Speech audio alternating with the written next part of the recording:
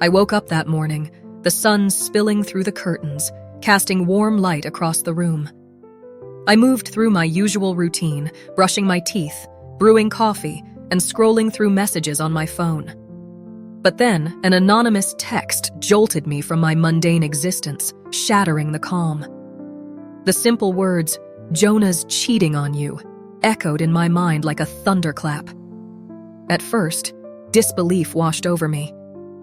This must be a mistake, I thought, my hands shaking as I read the message again. I looked at my reflection in the mirror, searching for the truth behind my own eyes. Did I really know Jonah at all? The shock twisted into anger, hot and suffocating. How could he? I whispered to myself, the weight of betrayal crashing down. I thought of our life together, the shared laughter, the quiet evenings, the dreams we built. My heart raced as memories flooded back, each one a painful reminder of what I stood to lose. Was it all a lie? I questioned aloud, my voice barely above a whisper. The image of Jonah's smile, his tender touch, felt like a cruel joke. My mind swirled with questions, each one sharper than the last. Why didn't I see the signs? How could I have been so blind? I felt a surge of determination push through my anguish. I couldn't just sit here drowning in pain. No, I needed answers. I would uncover the truth behind this betrayal. I grabbed my phone and stared at it, my heart racing. I had to know if this was real or just a cruel prank. Who sent this? I muttered, my fingers hovering over the screen. I decided to put the phone down for a moment. I needed to think. I paced the living room, each step echoing my resolve. I would become a detective in my own life, observing Jonah without him knowing. The thought of following him filled me with a mix of excitement and dread. What if I found something? What if I didn't?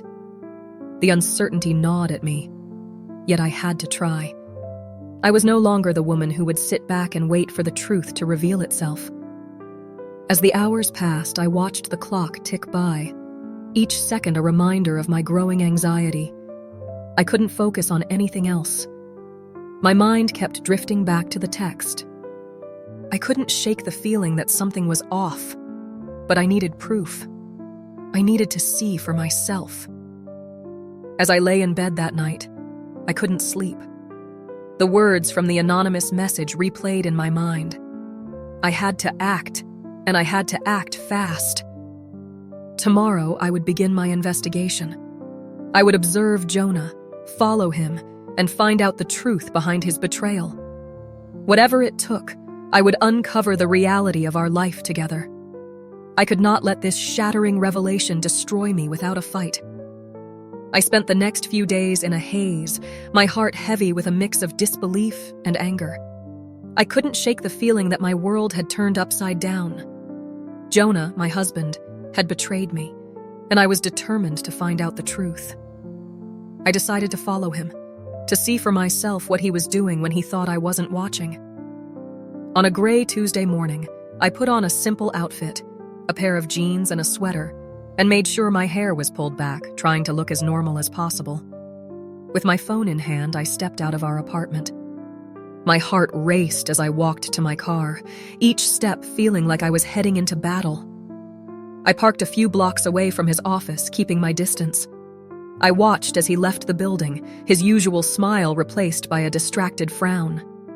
He checked his phone, and I felt a pang of jealousy. I knew he wasn't thinking about me. I followed him as he walked to a cafe, my stomach in knots. Sitting at a small table outside, I ordered a coffee, trying to blend in. I could see Jonah through the window, and my heart sank when I spotted her. The woman who had taken my husband's attention was sitting across from him, laughing at something he said. She had long, flowing hair and a bright smile that made my heart ache. I clenched my fists, fighting the urge to storm in there and confront them. "Is everything okay?" my waitress asked, noticing my tense expression. "Yeah, just enjoying my coffee," I replied, forcing a smile. I watched them closely, my breath hitching as they leaned closer, sharing secrets that should have been between Jonah and me.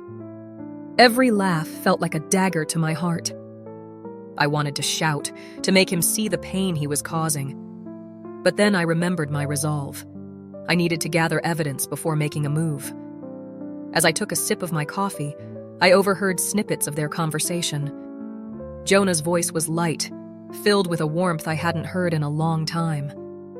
"I can't believe you did that. You're too much," he laughed.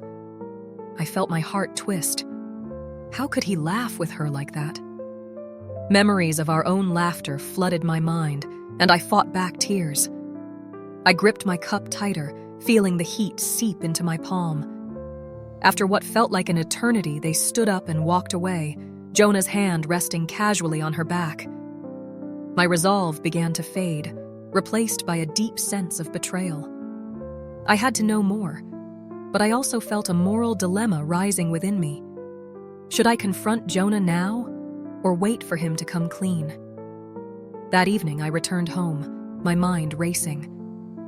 I tried to focus on dinner, but the sight of an empty chair across the table made me sick. When Jonah walked in later, he smiled at me, but it felt hollow. "Hey, Alara, how was your day?" he asked, his eyes lighting up. "It was fine," I replied, my voice flat. "Yours?" "Oh, just work stuff. Nothing exciting."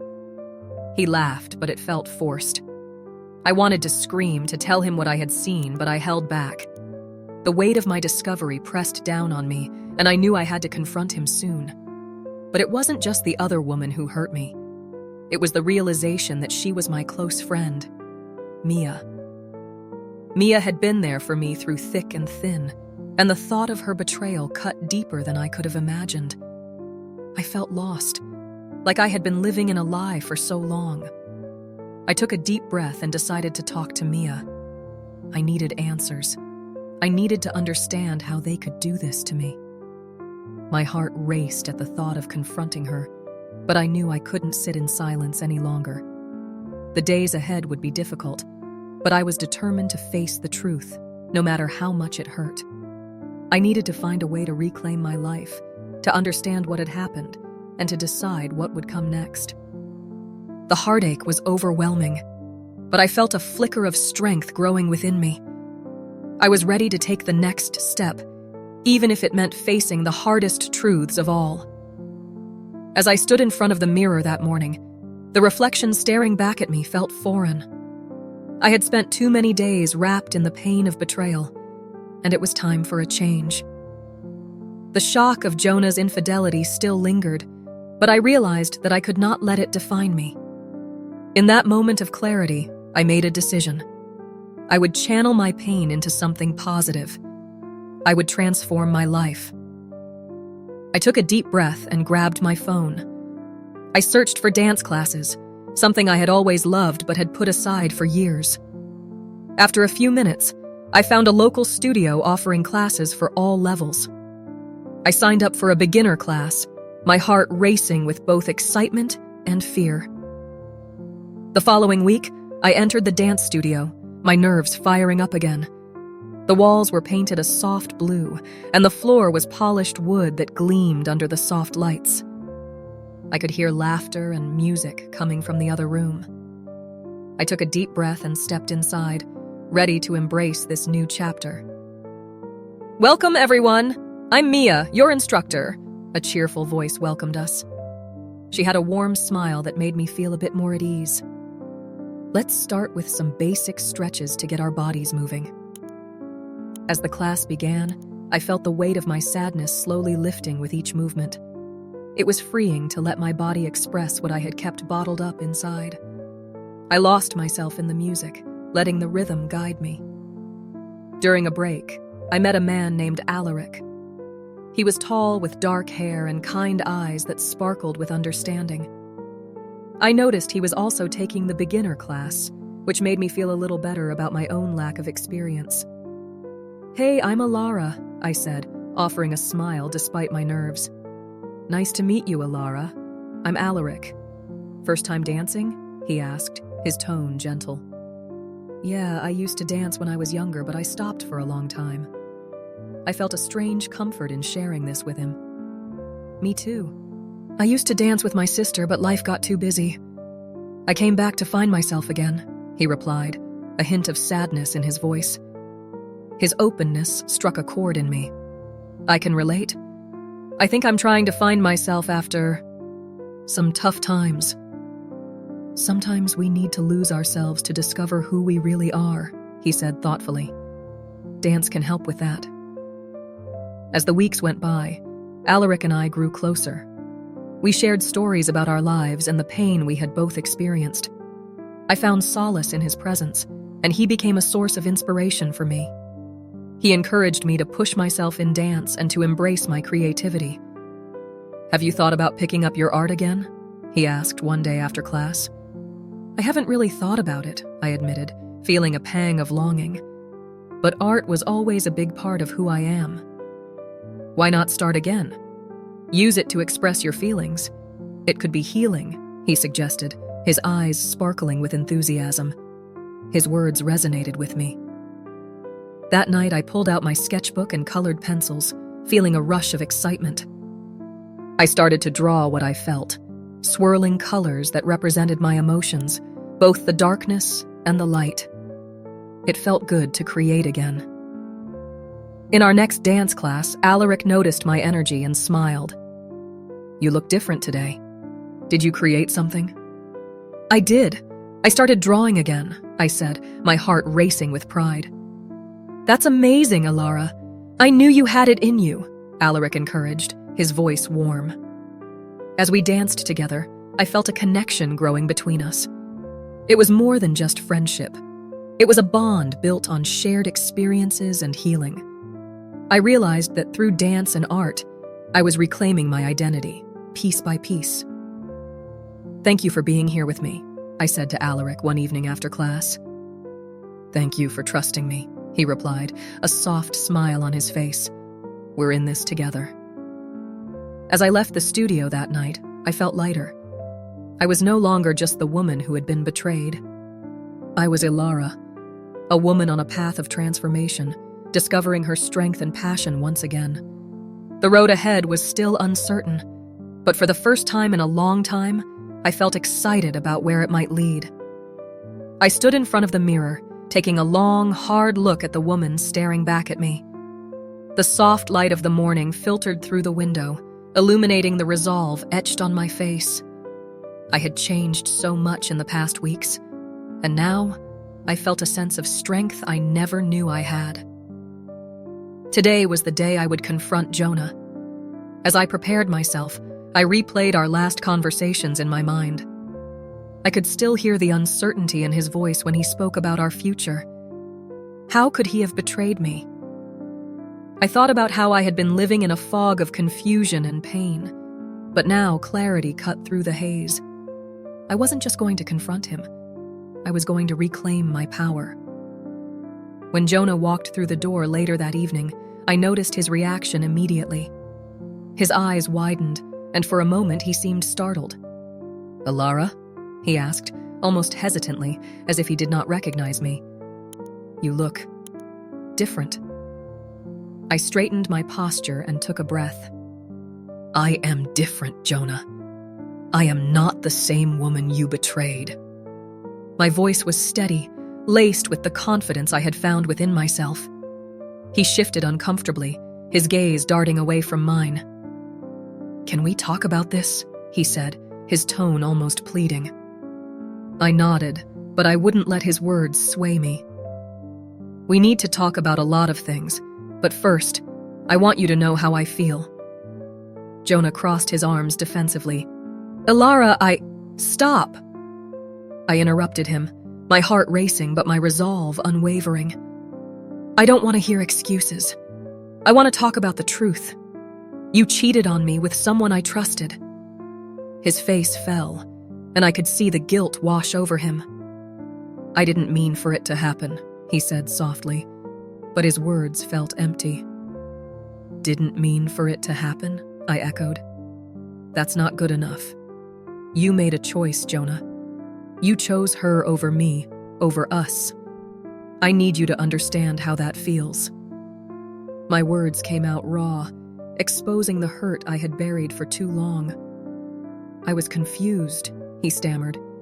"I thought I was missing something in our relationship." "Missing something?" I laughed bitterly. "You were the one who never took the time to see me, to appreciate what we had.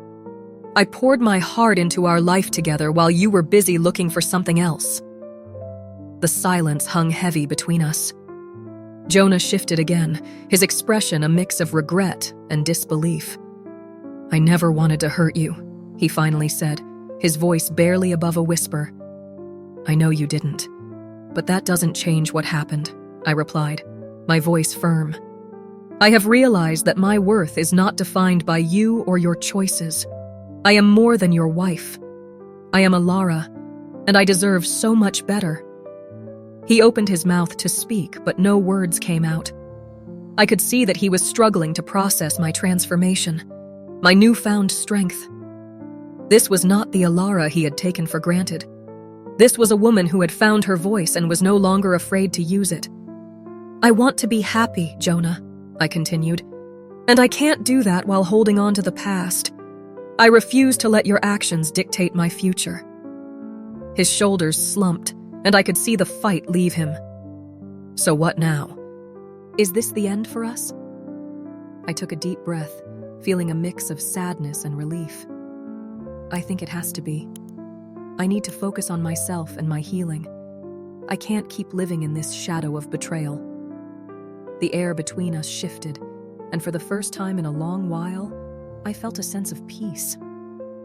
"I hope you find what you're looking for, Jonah," I said softly, my heart heavy yet lighter than it had been in weeks.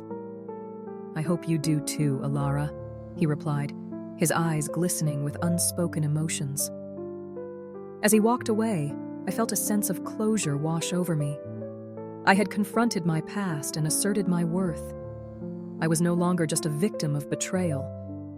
I was a woman ready to embrace her future. And in that moment, I knew that true revenge was not about hurting him, but about embracing my own growth and independence. After the confrontation with Jonah, I felt a strange mix of relief and freedom wash over me. I spent the next few days focusing on my art and dance. Each brushstroke and movement helped me release the pain I had carried for so long. I could feel myself changing, becoming more alive with each passing moment.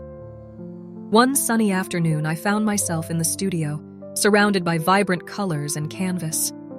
I stood before a blank canvas, ready to pour my emotions onto it. As I dipped my brush into paint, I heard a soft knock on the door. "Hey, is it okay if I come in?" Alaric's voice called out. "Of course," I replied, turning to face him, a smile breaking across my face. He stepped into the studio, looking around with genuine interest. "Wow, this place is amazing. You've really made it your own." "Thanks, it's my escape." "Painting helps me feel free," I said, feeling the warmth of his presence. "I can see that. You've got a talent," he said, leaning against the wall. "What are you working on today?"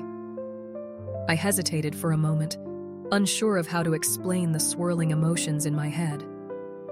"I'm not sure yet. I just want to capture something. Something about starting over." Alaric nodded, understanding. "That's a powerful theme. Do you want some company while you paint?" I smiled again, feeling grateful for his offer. "Sure, I'd love that." As I painted, we talked about our lives. Alaric shared more about his past, how he had also faced betrayal. "It's hard to understand why people hurt us," he said, his voice soft but firm. "But we can't let that define us." "I know," I replied, pausing to mix some colors. "It's just hard to let go sometimes."